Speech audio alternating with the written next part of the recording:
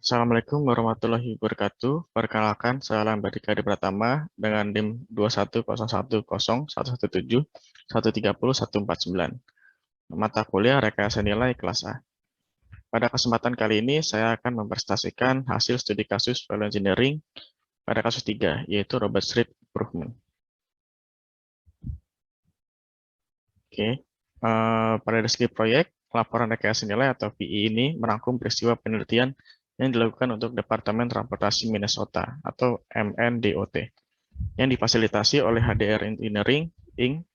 Subject Study VI adalah TH952A. Perbaikan Robert Street, penelitian ini dilakukan pada 10-13 September 2013. Pada saat dilakukan penelitian proyek, berada pada tahap desain dengan progres 60%, dengan perkiraan biaya konstruksi adalah sebesar 22 juta US dollar. Lanjut ke lokasi proyek, berada di Robert Street atau Trang Highway 95952, merupakan rute transportasi utara atau selatan utama melalui pusat kawasan bisnis komersial di Saint Paul Barat dengan panjang rute sekitar 2,4 mil. Diklasifikasikan sebagai jalan arteri sekunder dan berada di bawah yurisdiksi Departemen Transportasi Minnesota. Robert Street adalah jalan raya 3 jalur yang tidak terbagi dengan parkir yang diizinkan di setiap sisi dan volume lalu lintas harian mencapai 16.000 kendaraan. Tujuan dari proyek ini yaitu adalah untuk mengkonstruksi Robert Street untuk meningkatkan keselamatan dan mobilitas serta menyediakan akomodasi untuk memenuhi standar Amerika dengan Disabilities Act atau ADA.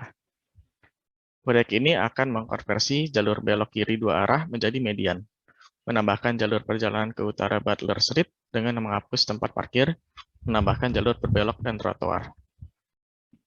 Serta ada ruang lingkup studi VI. Ruang lingkup studi VI digunakan untuk memverifikasi atau meningkatkan konsep yang diusulkan untuk proyek tersebut. Untuk menyelesaikan ini, maka tim value engineering yang pertama ada menerapkan prinsip dan praktik rencana kerja value engineering. Yang kedua, melakukan tinjauan dan analisis proyek secara menyeluruh. Yang ketiga, bertukar pikiran dan mengevaluasi kemungkinan peluang perbaikan. Yang keempat, mencari pendekatan baru atau inovatif untuk konstruksi dan pengendalian lalu lintas. Yang kelima, mengidentifikasi potensi nilai tambah dan peluang penghematan biaya.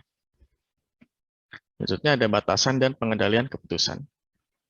Sebagai bagian dari pengarahan proyek, terdapat kendala proyek dan keputusan pengendalian yang perlu dipertimbangkan dalam memutuskan suatu kemungkinan alternatif, yaitu ada jalan setapak 80 kaki, ada proyek harus sudah selesai sebelum April 2014, yaitu maksudnya menjaga 2 jalur dalam satu arah di Robert Street selama konstruksi dan jalan memutar ke arah yang lain. Keempat, menjaga akses ke bisnis selama konstruksi. Yang kelima, memelihara jalan memutar bypass selama konstruksi. Yang keenam, memelihara jalan memutar bus selama konstruksi. Yang ketujuh, memelihara jalur pejalan kaki selama konstruksi. Lalu ada proses analisis VI. Dalam analisis studi VI, ini dilakukan beberapa tahap dengan menggunakan beberapa alat dalam keberjalanannya, yaitu ada cost model, B. Performance attribute, C. Performance attribute matrix, D. Spekulasi, E. Evaluasi, dan F. Rekomendasi. Yang pertama, cost model. Ketua tim value engineering menyiapkan cost model dari perkiraan biaya yang diberikan kepada tim. Model biaya disusun untuk mengidentifikasi elemen konstruksi utama atau kategori perdagangan, dan presentasi dari total biaya proyek untuk item biaya yang signifikan. Gambar di samping menunjukkan bahwa rekonstruksi jalan raya lebih dari 50% proyek. Lalu ada performance atribut atau atribut kinerja. Tim VI bersama dengan tim proyek mengidentifikasi dan menentukan atribut kinerja untuk proyek ini, dan kemudian mendefinisikan konsep dasar yang berkaitan dengan atribut ini. Atribut kinerja digunakan selama penelitian untuk mengidentifikasi, mengevaluasi, dan mendokumentasikan gagasan dan rekomendasi. Atribut-atribut kinerja terdiri dari operasi lintas utama, operasi lokal pemeliharaan, dampak konstruksi, dampak lingkungan, dan jadwal proyek. Dan berikut ada contoh dari performance atribut di kanan. Lalu yang kecil adalah performance atribut matrix. Matrix digunakan untuk menentukan kepentingan relatif dari atribut kinerja individu untuk proyek. Tim proyek dan VI mengevaluasi kepentingan relatif dari atribut kinerja Itu akan digunakan untuk mengevaluasikan ide-ide kreatif. Atribut-atribut ini dibandingkan secara berpasangan dengan mengajukan pertanyaan mana yang lebih penting dari bagi tujuan dan kebutuhan proyek. Kode huruf misalnya A dimasukkan ke dalam matriks untuk setiap pasangan. Setelah semua pasangan dibahas, mereka dihitung setelah menormalkan skor dan menambahkan 1 poin ke masing-masing pasangan atribut dan persentase dihitung. Lalu ada ide function analysis. Fungsi didefinisikan dalam penataan kata kerja-kerja, kata kerja-kata benda, kata kerja kata benda untuk mengurangi kebutuhan proyek secara maksimal. Mengidentifikasikan fungsi elemen dan desain utama dari proyek memungkinkan pertimbangan secara alternatif yang lebih luas untuk mencapai fungsi. Fungsi utama yang diidentifikasi oleh tim adalah mengurangi konflik, mengurangi tabrakan, memperbaiki citra koridor, mengakomodasi pengguna, mengurangi kemacetan, meningkatkan mobilitas, mengurangi biaya pemeliharaan, penerangan atau sinyal, dan meningkatkan vitalitas ekonomi. Yang berikut adalah tabel. Tentunya ada diagram FAST, yaitu teknik sistem analisis fungsional atau diagram FAST mengatur fungsi-fungsi dalam urutan yang logis yang jika dibaca dari kiri ke kanan. Fungsi menjawab pertanyaan how jika diagram dibaca dari kanan ke kiri. Fungsi menjawab pertanyaan why jika fungsi yang digabungkan dengan garis vertikal adalah yang terjadi pada saat yang sama atau disebabkan oleh fungsi di bagian atas kolom. Hal ini memberi tim VI pemahaman tentang alasan desain proyek dan yang mana fungsi menawarkan peluang terbaik untuk peningkatan biaya atau kinerja. Yang berikut adalah contohnya yang dilakukan pada Robert Street. Lalu yang F, spekulasi atau kreativitas. Selama fase spekulasi atau kreativitas dari rencana kreatif kerja VI, tim VI bertukar ide tentang bagaimana melakukan berbagai fungsi. Ide-ide ini didasarkan pada informasi yang tersedia yang diberikan kepada mereka di waktu studi, dengan mempertimbangkan kendala dan keputusan pengadilan yang juga diberikan kepada mereka. Ide-ide yang tercantum di bawah ini sesuai dengan setiap fungsi yang dipertimbangkan, yaitu 1. Fungsi menjaga lalu lintas atau melalui koridor. 2. Fungsi menjaga lalu lintas atau arah bisnis. Yang ketiga, fungsi memindahkan utilitas. Yang keempat, fungsi meningkatkan kemampuan produksi. Lalu ada G, evaluasi. Dengan mempertimbangkan kendali dan keputusan pengendalian, tim mendiskusikan setiap gagasan dan mendokumentasikan keuntungan dan kerugiannya. Setiap ide kemudian dievaluasi secara hati-hati dengan tim VI untuk mencapai konsensus tentang peningkat keseluruhan gagasan, yaitu dari 0 hingga 5. Gagasan berperingkat tinggi 4 atau lebih tinggi dikembangkan lebih lanjut. Mereka yang dianggap setara dengan baseline diberi peringkat 3, didokumentasikan sebagai pertimbangan desain. Dan yang berperingkat rendah, 2 atau lebih rendah, dieliminasi dari pertimbangan lebih lanjut. Namun, tim memberikan deskripsi singkat dan justifikasi untuk mendukung peringkat rendah. Rating ditunjukkan di bawah ini, yaitu 5 dapat diartikan sebagai peluang besar, 4 sebagai peluang bagus, 3 pertimbangan desain sebanding dengan pendekatan tim proyek. Yang kedua, penurunan nilai kecil, 1 penurunan nilai utama, dan 0 cacat fatal. Lalu di sini ada dapat dari hasil evaluasi.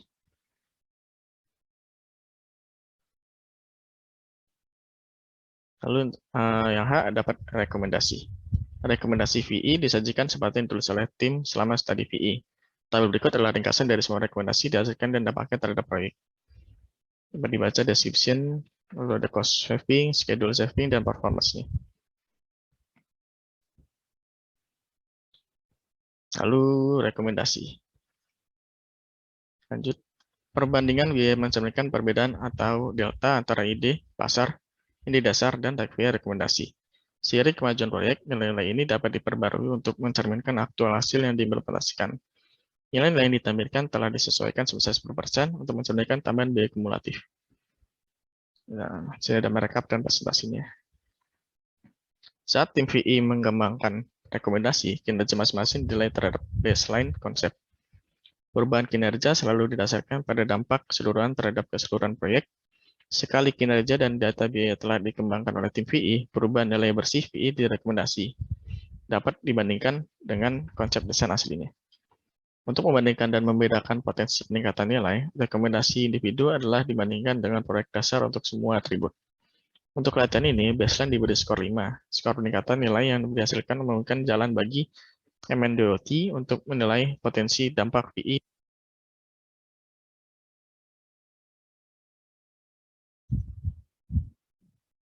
tentang nilai proyek total. Memahami hubungan biaya, kinerja, dan nilai baseline proyek dan PI direkomendasikan sangat penting dalam mengevaluasi rekomendasi PI. Membandingkan kinerja dan biaya menyarankan rekomendasi mana yang berpotensi sebaik atau lebih baik daripada konsep dasar proyek dalam hal nilai keseluruhan. Lalu di sini ada tabel 9, value matrix result. Itu ada overall performance, ada performance, change performance, cost, change cost, value index, dan value improvement. Hasil penelitian ini disajikan sebagai rekomendasi individu untuk konsep asli atau baseline. Setiap rekomendasi terdiri dari ringkasan baseline, deskripsi, rekomendasi, daftar keuntungan dan kerugiannya, dan narasi singkat yang mencakup pembenaran, sketsa, foto, asumsi, dan perhitungan, jika memungkinkan, yang dikembangkan oleh tim VI. Ukuran kinerja dihitung berdasarkan peringkat. Pada skala 1-10, keseluruhan proyek terhadap masing-masing kriteria tertimbang untuk sampai pada skor total, atau rating dikalikan bobot dan total untuk semua kriteria yang ditambahkan bersama.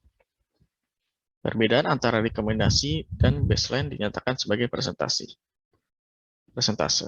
Perbandingan biaya perencanaan tingkat rincian yang sebanding seperti dalam perkiraan yang diberikan kepada tim VI. Lalu di sini bisa lihat hasil rekomendasinya, seperti ada baseline, ada recommendation, lalu ada advantage dan disadvantage, cost summary, itu ada cost-nya juga. Di sini ada foto, contoh-contohnya. Recommendation use traffic barrels. Lalu di sini ada juga ada hasilnya assumption, calculation, performance measures.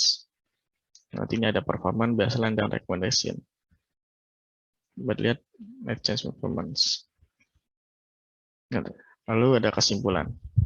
Dari analisis yang telah dilakukan, didapatkan 5 alternatif yang dapat digunakan pada proyek ini untuk meningkatkan kinerja sekaligus menghemat biaya yang dikeluarkan, yaitu A.